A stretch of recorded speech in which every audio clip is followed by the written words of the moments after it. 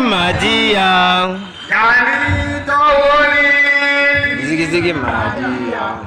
Ilin Nantrauti. I will put them on the lead.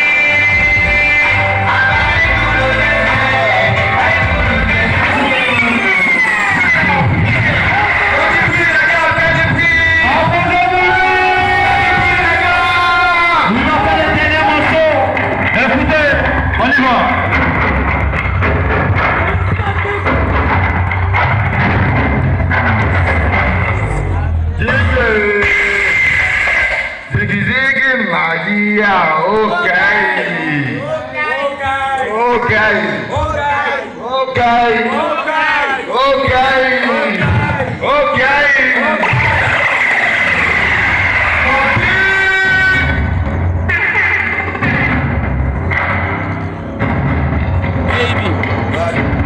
the baby.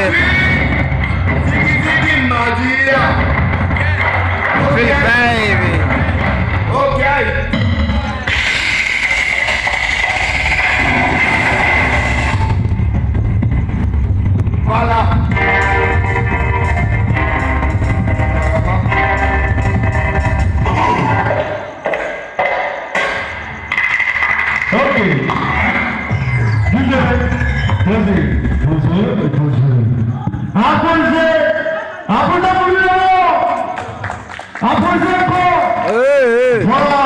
Il y a beaucoup d'artistes qui attendent. Paraît-il qu'il y a un malheureusement voilà, au niveau du système de la platine. Donc tout à l'heure, on va remercier Fouli. Ok. Yes, I Fouli. Ok. Yes, I do okay, yes, I do okay. Voilà. Est-ce que si ça va là, si c'est là, il va mettre le micro, on va enchaîner chap pour enchaîner le public parce qu'il y a encore au moins 4 artistes qui attendent. Et j'espère que, voilà, est-ce que sur les tables là, et puis voilà, on peut le voir un peu pour continuer l'animation. Fouli, merci beaucoup. Ok. On en sort. Merci beaucoup.